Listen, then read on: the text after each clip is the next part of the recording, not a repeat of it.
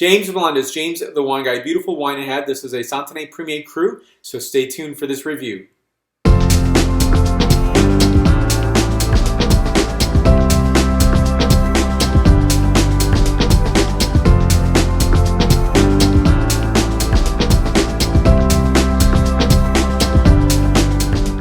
I don't have enough Burgundy in my life, but when I do have it, I absolutely treasure it. And it's something that, I'm often opening these bottles up as late as I can in terms of, at my wine tasting table. Like, I just want it to last forever. And there's no shortage of it, of course. It depends on the producer. It can be more expensive, depends on the appellation. So I often hear from Pinot Noir regions around the planet, sometimes a wine is tagged as being Burgundian in style. And I'm like, no, that's impossible. Only a Burgundy wine could be Burgundian in style.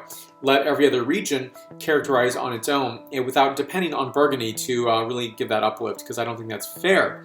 So there's something about Burgundy that's completely Burgundian. It's really hard to put a finger on that exact notation.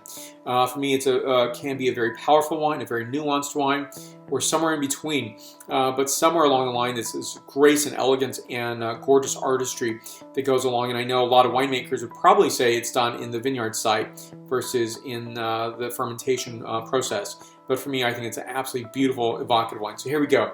No further ado to this wine. So it's from the producer Domaine Borgeot, Santenay Premier Cru. This vineyard site is called Le Gravier. And this is a 13.5% ABV wine. And here's a back panel for your inspection right here. Imported by Elden Selections. This wine is available through Elden Selections. And so this is, first of all, I want to show you a map where this region is located, because I think when you get that greater sense, it's a greater appreciation for this region. When you say Santenay, where is that? There's Santenay, and that is the reason I want to show you a map, because I think it's really important to put, when you're tasting these wines, you're like, okay, yes, I have in my cognitive map, I know what this looks like, or at least I know where this region is specifically located. So here we go. So I have this wonderful book, The Wines of Burgundy, Clive Coates. I think it's fantastic, and I love the maps here. I think they're superbly well detailed. So you see here the Burgundy region right here in the Côte de Beaune, in this northern region right here. And specifically, I'll show you where this appellation is. And so you see the Côte de Beaune right here. And in this region, you're going to see the Santenay is right there.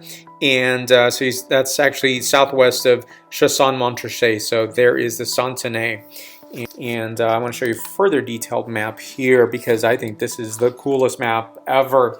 And so you see right here is Le Gravier, and so you see the border right here of the next appellation, Chassagne-Montrachet, right there.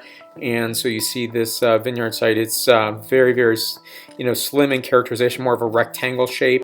So I have to look at these maps sometimes and reorient myself. Yes, I know where Santenay is.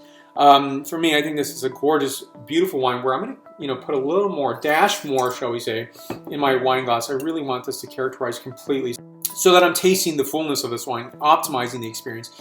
And it's a really beautiful, gorgeous wine to really, sometimes I just sit and contemplate. I just taste and think.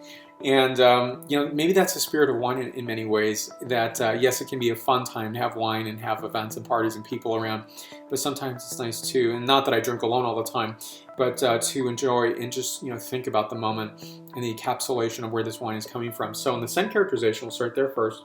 So the color is absolutely beautiful. This cathedral stained glass window coloration, very, very vitreous. So in this I'm getting outstanding notes of violets, geranium, bright red cherry, tayberry, allspice, and a hint of cedar as well. Next is the flavor characterization, then the point score.